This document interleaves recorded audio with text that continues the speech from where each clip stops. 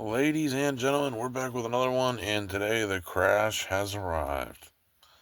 It's funny that all YouTubers, they all make the same content, and they wonder why they're not making money, and they also wonder why their subscribers wonder why they're not making money, and what the problem is. How come YouTubers can't help their subscribers ever make money? And it's all because they all operate on the same system of like, well, if one YouTuber says things are going to crash, everything's going to crash. And if, like, someone like Pokemon Joey sells off a couple boxes, the market's going to crash. People are selling stuff. It's like, dude, he sold fucking 10 grand, 20 grand a product. That affects nothing. Pokemon's a multi-fucking billion-dollar company that's bigger than ever. The demand's crazy. And I'm going to break down why the demand's crazy. Is so, like, people, like, are every YouTuber, like, oh, there's a crash. Everyone's so panicked. Like, not that I see. Like, most people that have big amounts of product, they're just chilling. Like, what? I don't care. Um, that, like, Kai Richard made a video. Oh, no, no. Like, just the new people are freaking out, but she's like, everyone's freaking out. They don't know what to do. And it's like, no, I know what the mission is. Like, hold Fusion Strike till it's $2,000 a booster box. Like, you're almost there. You have 6 months to go. I mean, like look at this. Cosmic Eclipse, whenever it hit 1,000, it jumped to $4,000 6 months later. And a lot of people thought back then 1,000 was the highest point, and you better sell Cosmic. And look where we're at today. Vapor made a video saying about how Sun and Moon era is stagnant, and you can find Unified Minds for $2,000 a box. First of all, if you're selling Unified Minds for $2,000 a box, hit me up. I will buy it right now. Let me know. I will buy it all day of the week and twice on Saturdays. Cheapest listed box, $3,200. It's the same as it was last week. Like, the market's still the same as it fucking was. Nothing has changed. I suppose people make these dumbass videos just because everyone else does, and they have no idea what they're talking about. They don't even look at the numbers.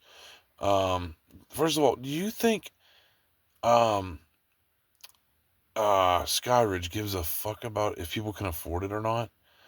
Do you think Ferrari gives a fuck if people can afford it or not? No. People still fucking buy it because it's rare. They don't care. They don't care if you can't afford it. Like, you just won't own a Skyridge box ever. And my point is, you have to be patient. Like, when I bought Fusion at 125 bucks, I held it for 4 years to get to the point of it being 7,000-8,000 a case, and you're almost there. Like, you just have to keep holding and be patient. You're almost there. So what if it dips 10, 20, 30, 40% even? It will go back up if you just wait the long game. Another 5 years, Sword and Shield will be just like Sun and Moon, like way out of print.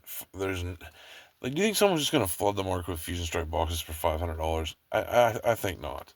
Like, it was a mere fluke that I found this one for 800. I know the right people, I have the right connections, and I'm able to still find some good deals. But it's not very easy.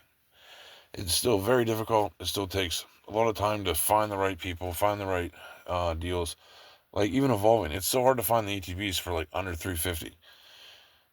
But the market's still going to market. Like, Evolving Skies will not go back down to $50 or $100 in ETB. It's just not going to happen because they're not printing it anymore. That it's like, even if you see a little slouch, like Evolving Skies dipped right now down to 2,400, and it's just been kind of sitting there. You wait another year, dude, you'll be back up to 3 or 4 grand, like, guaranteed. It happens like this every time in the hobby. It's just being patient, and there's buying opportunities everywhere you look, like Prismatic Evolutions, one of the better sets to be released recently, and it's still affordable at what I was telling you guys to buy this stuff at. Like, if you're buying at the right numbers, you can't really lose. Like, do you think Prismatic's going to drop below 644 a pack? Like, do you think it's really going to go below that, or do you think it's going to double? I think it's going to double. So as long as you're buying at the right prices, you can't really go that wrong. And even if you do, fuck it, you lose a little bit of money. Who cares? Like, it happens. But if you're willing to wait the long term out, you're going to do just fine. And like this is the thing. As these YouTubers will say, well, Sun and Moon are stagnant, Sword and Shield stagnant. No, like, dude, Disney stock is stagnant, my friends. That shit has set at $120 a share for the past like 30 years. Okay? Well, for like the past like 15 years. It's set at $120 a box. I mean, $120 a share. And it's like, because a booster box like Brilliant Stars is still 500 and it didn't go to $700 in like 3 months, the market's crashing. Or just because Evolving Skies didn't quite go to 4 grand yet, the market's crashing.